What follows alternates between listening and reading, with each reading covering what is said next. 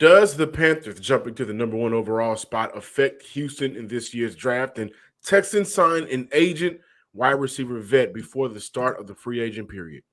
And to tie it all in, we want to develop a great team here that we can deliver wins to the city of Houston. We want to deliver a championship here to the city of Houston, and that's what it'll be about. You are Locked On Texans, your daily Houston Texans podcast. Part of the Locked On Podcast Network, your team every day.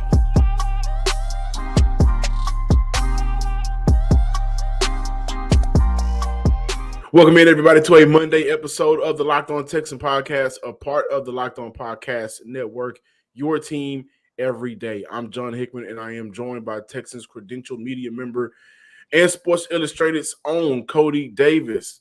Robert Woods to Houston is a done deal. We'll get into that. And today is the official legal tampering period for the NFL before the start of free agency. There is a 2-day window where teams can legally tamper. I don't know how that works, but tamper with other players in order to get them over to their franchise. And for the next 24 to 48 hours, I am interested to see how Houston uses this time in order to improve this roster. As of right now, there are sources stating that the Houston Texans will look to upgrade at defensive tackle. But before we get into that, the Panthers and the Chicago Bears agree to terms for the Panthers to trade up for the number one overall pick. The Bears received the number 9 overall pick in this year's draft, along with the 61st overall pick in this year's draft, a first rounder for 2024 and a second rounder for 2025. And they also got DJ Moore. And so, first and foremost, what a steal, fleecing the Chicago Bears. Man. And I'm looking to see what DJ Moore and Justin Fields can do. But to bring it back here to Houston, what does this actually mean for the Houston Texans? And Cody, I can't wait to give it over to you because I'm looking forward to hearing what you say. But listeners and viewers at home, subscribe to the Locked On Texans YouTube page and all of the major podcasting platforms. I don't think this means anything. I think as of right now, Houston has a plan for what they want to do with their second overall pick. And I think their plan does include whether or not their number one top prospect quarterback, if that guy is taken, then I think they already have a pivot plan in motion, the plan B.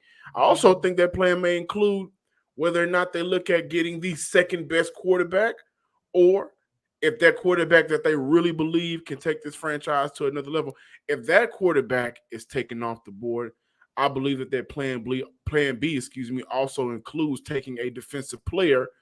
And we all heard about the Jimmy G rumors to Houston, right? So there's a possibility that this could be a time where we really see how good of a GM and scout Nick Caserio is, along with partnering him with D'Amico Ryans. And I think that any decision that is made, I believe that it will be a 60-40 decision, 55-45 split between Nico and Nick Caserio, and Nick Caserio.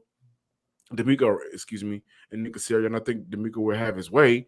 But I don't think that this will change anything. I don't see Houston panicking, fretting, trying to trade up for that number one spot, which we saw reports over the weekend that Carolina would like to do that as well. I don't think so. I think Houston knows exactly what they want to do in this draft. They have a plan A and they have a plan B. And I also think that they may have a plan C as well. And John, I totally agree with you. I do believe that the Panthers trading up to that number one spot doesn't mean anything for the Houston Texans, because when I break this down, I'm looking at it from a variety of points. First and foremost, look, we don't know who are on the Houston Texans draft board as of right now. But when you go back to what Nick Caserio had to say at the combine, he said that every single pick, they are looking at several positions, and every position that they're looking at have several players. And in terms of the quarterback, you definitely know that CJ and Bryce are at the top. So with that being said, since the Panthers have the number one overall pick, and 9 times out of 10, they're going to get their hands on one of the top 2 quarterback prospects in either CJ or Bryce, it's not going to be that big of a deal because, in my opinion, John, when you take a look at both players, talent for talent wise, numbers for numbers, I don't really think it's that much of a difference in terms of those two prospects. Once again, you just got to throw out the whole stature factor. But look, just take a look at the number. Bryce Young, during his time at Alabama, 8,356 yards while completing 65.8% of his passes, 80 touchdowns, 12 interceptions. CJ, 8,123 yards, completing 70% of his passes, 85 touchdowns, 12 interceptions. So both of those prospects are literally 1A and 2A, or however you want to say it. Like, I don't think it's that much of a big deal. However, the one thing that concerns me is this whole Jimmy Garoppolo situation.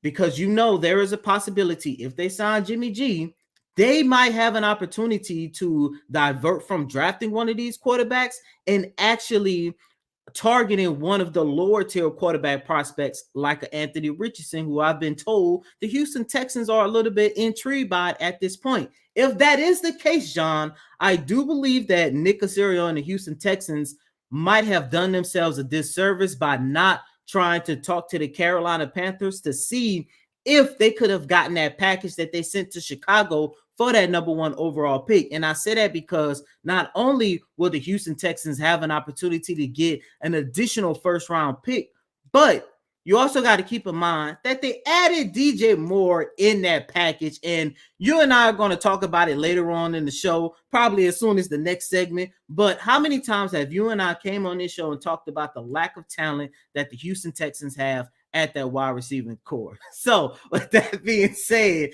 if there is a possibility that the Texans divert from drafting either CJ or Bryce, you're looking at a situation where it might be a missed opportunity. Absolutely. But so I don't think it's going to be a missed opportunity unless their decision the entire time was not to take quarterback overall. And I agree with that. True as well. We've heard the rumors of Anthony Richardson and Houston having, a connection, Jimmy G being a part of that process and plan. I think within the next month and a half, we will see more of a clearer and decisive plan from the Houston Texans. And that's what we're looking forward to. If Houston doesn't take their quarterback at 2 overall, then it tells me this entire time they already had their own personal plan in place. Mm-hmm. And again, when we look at what the Panthers does, I don't think that it will affect anything Houston has to do. Mm-hmm. I think there's 3 plans in place: plan A, plan B, and plan C. And as of right now, when we look at the things that we've heard so far from Nick Caserio and D'Amico Ryans in terms of building a system around a quarterback, we can't take those words lightly. They are serious about making sure that this entire roster is an upgrade from what it's been the past 3 seasons since Nick Caserio has gotten here, and he's been unable to do that consistently because of being strapped for cash, not having enough money in free agency, and also this destination under the coaches that they've had here, and Jack Easterby hasn't been welcoming for other free agent players to come here. So they've had to sign some of the lower tier, don't want to call them bottom of the barrel, but lower tier players. I think a lot of that changes this year. I think this first year is what we see what Nick Caserio has been wanting to do for the first couple of seasons. And then next year we'll get into that. And Houston has a plan right now with this optionality to increase the talent on this roster. Today's episode is brought to you by Ultimate Football GM. You've heard me talk a lot about the mobile game app here on the show, and if you've ever thought about becoming a general manager, you got to give this game a try. It's not as easy as you may think to create a dynasty, and this is your opportunity to get in the game. When you play Ultimate Football GM, you get to control and manage every strategic aspect of your team as you play through seasons and lead your team to glory, trying to build a historic dynasty. Listen, you got to hire the right coaches and coordinators. You manage all of the finances, including negotiating player salaries and terms, navigating your franchise through free agency, the draft, injuries, player personnel issues, and all of the ups and downs of a season. All of this in a challenging, realistic game world. Ultimate Football GM is completely free and playable offline. Play on the go, as you go, when you want to. Locked On Texans, our listeners get a 100% free boost to their franchise when using promo code Locked On in all caps in the game store. That's Locked On in all caps. So make sure you check it out today. Download the game. To download the game, just visit ultimate-gm.com or look it up in the app stores today. Welcome back in, Locked On Texans listeners and viewers out there in the YouTube world. We appreciate you guys checking us out for today. So Robert Woods was signed to the Houston Texans over the weekend. And the Texans signed the former Titans and a Los Angeles Ram wideout Robert Woods to a 2-year deal worth $15.25 million with a $10 million fully guaranteed within that contract and a maximum value of $17 million. Right now, the wide receivers under contract for the Houston Texans as of right now, Amari Rodgers, Brandon Cooks, Nico Collins, John Mechie. That's an issue. And I'll tell you why. Because Brandon Cooks is expected to be off the roster. John Mechie has not played a down of NFL football. Nico Collins last year struggled to stay on the field. And Amari Rodgers was a mid-season, not even a trade. He was a mid-season a free agent pickup after he was released. And so there's not a lot of experience going into next season for the Houston Texans, who already have a weakened wide receiver room. Right now, Woods is 29 years old, caught 53 passes last season for 527 yards, 2 touchdowns through 17 games, 15 of which he started. Now, I wanted to make that clear because a lot of people look towards Robert Woods' injury history. He played 17 games last year, started at 15. The injuries wasn't an issue. The issue was Ryan Tannehill, Malik Willis, and Josh Dobbs. This signing does give Houston depth at that position that it desperately needs. Again, unless Houston and Cooks agree to work things out with their contract, he's gone. However, I look at this signing as a signing that Houston probably could have waited during the second and third phases of free agency. And I also believe $7.5 million for Robert Woods is too much money. And I think when you sign Woods, that makes it difficult for Houston to retain players like Ogbo Okoronkwo, Tavier Thomas, and I'd even throw in Jonathan Owens, who I don't think that he would be starting for Houston next year. And with the re-signing of MJ Stewart, they may have prioritized him over Jonathan Owens because he may be a better special team option, cheaper. And I think that this is a year that Jonathan Owens may look for a bigger payout. However, I would have liked to see Jonathan Owens, who ran a 4.3, by the way, and was second, I believe, in tackles for the Houston Texans last season. I would have liked to see him return. But I think 7.5, we're waiting to see what Houston does in terms of increasing this cap. They're going to move on from more players, including Brandon Cooks still. I think the money is what holding them up right now. He's due to make $18 million, way too much money for Brandon Cooks at his point in his career for the Houston Texans' sake. So that money, what they have right now, I think it was around $30 million, close to it. That will increase. But that 7.5 is a lot of money that I think Houston could have used to retain some of the players that I think did well for him last year. I actually like the signing of Robert Woods because when you take a look at it, John, he fits the criteria of everything that I want to see the Houston Texans do and go out and get in free agency. You talk about a veteran that can be a locker room leader to the younger guys like a John Mechie, like a Nico Collins, like whoever they're going to draft hopefully in the first round at wide receiver, who has the potential to be this team's number one target next season. And not only do they have a veteran, but they also have a veteran who is still productive. Yes, he had probably one of, if not the worst quarterback play last year for a wide receiver. You talk about Tannehill, you talk about Malik Willis, but hold on, wait a minute. That was in Houston. That's why I said one of the worst quarterback talents that a wide receiver had to play with. You're looking at a guy who's still going to be productive, John. I don't think the money is going to be that much of an issue because whenever they get off of Brandon Cooks, I know they're going to have to work something out where you could at least probably pay half of his contract salary that he still has on the book or whatever the case might be. But I like this signing of Robert Woods because at the end of the day, you mentioned something that the Houston Texans needed, and that is depth, especially at that position. The only thing I don't like about it is what does this mean for Chris Moore? Because at this Right. stage in Robert Woods' career, I do Philip feel Dorsett as that. well. I Oh throw him yeah, in that most mix. definitely. And look, you talking about two guys, Philip Dorsett and Chris Moore.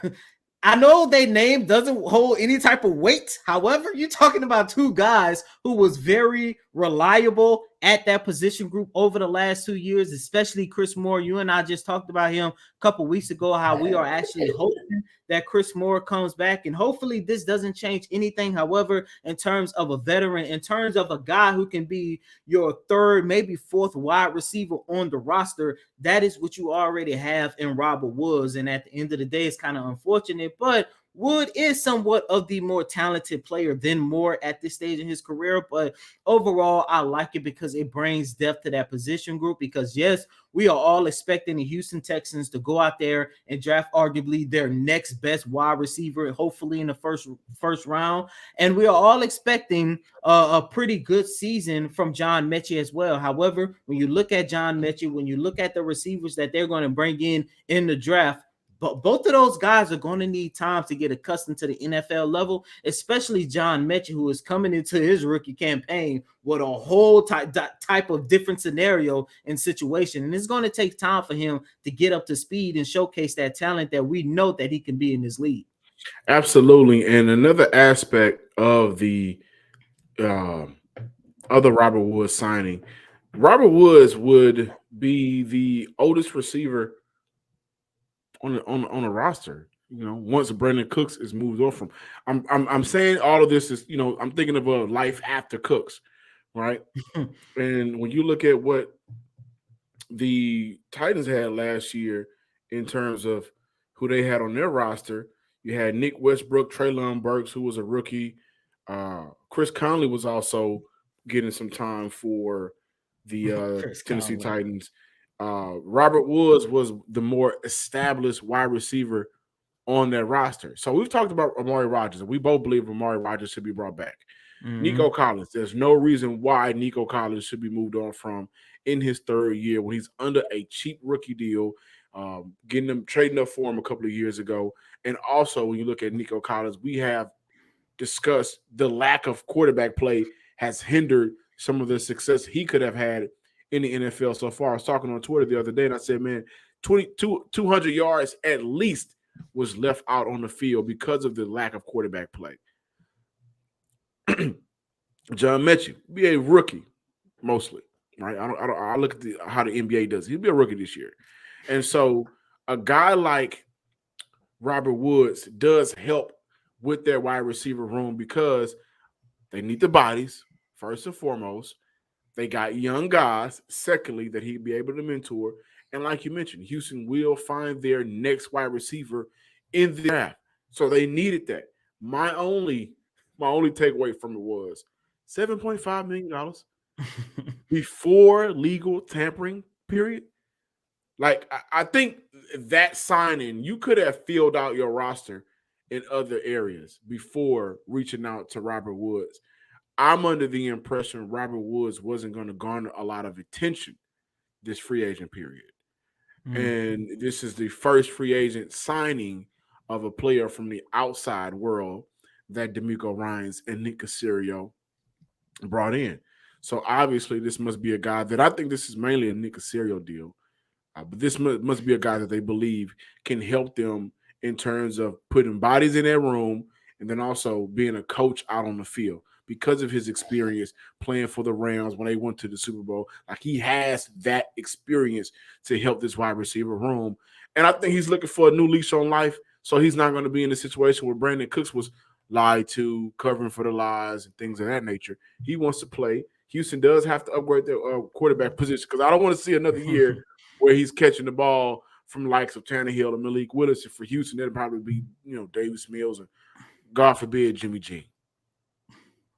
Right now, we are at the end point of the NBA season. And now is the perfect time to download FanDuel, America's #1 sports book, because new customers get a no-sweat first bet up to $1,000 back in bonus bets if your first bet doesn't win. Just download the FanDuel Sportsbook app. It's safe, secure, and super easy to use. Then you can bet on everything from the money line to point scores and three-point drain. They even allow you to combine bets for a chance at a bigger payout with same-game parlays. Don't miss your chance to get your no-sweat first bet up to $1,000 in bonus bets when you go to FanDuel.com/locked-on. That's FanDuel.com/locked-on.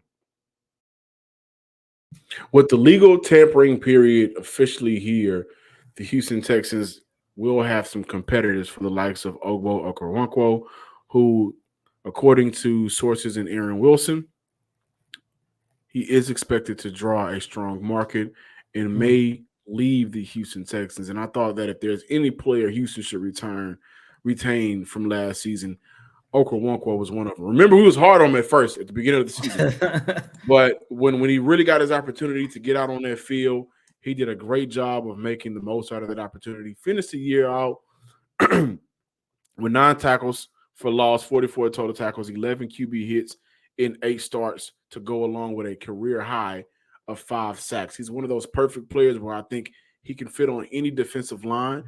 And I think that between D'Amico and Ogbo and, the coaching that we believe D'Amico will bring to this team, he's a player I would have loved to see come back for the Houston Texans. Yeah, and also, Tremont Smith is also looking to possibly be gone from the Texans in free agency as well. The Texans have also shown, interest in center Jake Brendel. Brendel started 17 games for the 49ers in 2022 and only allowed 1 sack and 12 pressures in his lone season starting for the 49ers. And again, that's another connection, San Fran and Houston. We've seen a lot of that going on in the past couple of months when we brought in D'Amico Ryans and him kind of changing the entire culture, bringing in coaches, and I do believe players will follow. Yes, sir. And with that being said, we're going to finally conclude our countdown to free agency today, because free agency starts in the next couple of hours. And we're going to take a look at 2 prospects that we feel the Houston Texans should go out and sign. One on the defensive line front. And of course, the last part is going to be the secondary unit. John, you talked about the possibility of Okoronkwo leaving his organization during free agency is going to hurt. However, I believe that they can actually sign his replacement. I know it might cost some money, but I don't think his market price is going to be as high, because 2022 was a down year for him. But Marcus Davenport, the potential, and I do mean potential, great signing out there, because Marcus Davenport, first-round pick for the New Orleans Saints in 2017 or 2018, has shown some flashes at times. However, there was moments where he struggled with injuries. Last year, he was pretty healthy, but as I mentioned, 2022 was a down year for him. I like Marcus Davenport because at his best, he can definitely help improve your defensive line unit. You're talking about a guy who can not only rush the passer, but you're talking about a guy who can also stop the run. Last year, he finished the 2022 campaign with a run defensive grade of 69.7, according to Pro Football Focus. And to understand how good that will be for the Houston Texans, that would have been the highest grade at stopping the run over the last 3 seasons in Houston. That's how bad the Houston Texans have been at stopping the run. But given the fact that he's coming off of a down year, and given the fact that he has the potential to improve the Houston Texans defensive line unit, I think that they can actually get him on a very friendly and affordable deal. Plus, you pair him with a very good defensive mind like D'Amico Ryans. I do believe that might be the coach that could finally help him reach the potential that the New Orleans Saints saw back in 2017, 2018, but unfortunately never got an opportunity to do so. In the secondary, the last guy that I'm looking at is Jonathan Jones, the cornerback from the New England Patriots. John, I know the cornerback room is talented. However, I do have some concerns about their injuries, especially Derek Stingley Jr. if for instance, if the Houston Texans go out and sign Jonathan Jones, a guy who recorded 4 interceptions and 11 pass deflections last year, if they have an opportunity to go out there and sign Jones, this sums up my theory. Spend the most money in free agency on the defensive side of the ball and just build through the draft on offense, i.e., taking a quarterback with the number 2 overall pick and hopefully one of the top receivers with the number 12 pick. This seems so easy, but not only are these the Texans, this is also the city of Houston as well. Man, I also would like to add with the D line, I would love for Houston and David Onyemata to come to terms. I think he's a guy that you can either pair him well with Malik Collins, or that kind of makes Malik Collins a little bit more expendable, and maybe you can move on from him, trade him, or if the money isn't just working right, you maybe look at the possibility of releasing him. I don't know how much that would be towards the dead cap, but I think David Onyemata has a higher ceiling. I would love to keep Malik Collins, by the way, with that. Yeah, me too. And then you still draft young, and we have a good rotation between those guys, which is what Houston needs. That's what they failed at last year, having a good rotation of inside and outside defensive linemen. So that's an opportunity as well. I love David Onyemata. I think he would be a great addition to play along with, to be coached under DeMeco Ryans. Before I leave, I want to have my nephew here. Tell everybody, hey, what's your name, man?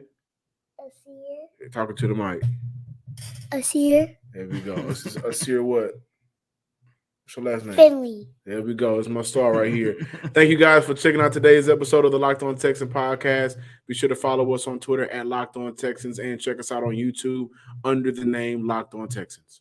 And as always, I'm your host, Cody M. Davis. Please remember to follow me on Twitter at CodyDavis_24. Once again, that's Cody, COTYDAVIS_24. Until next time, ladies and gentlemen, peace.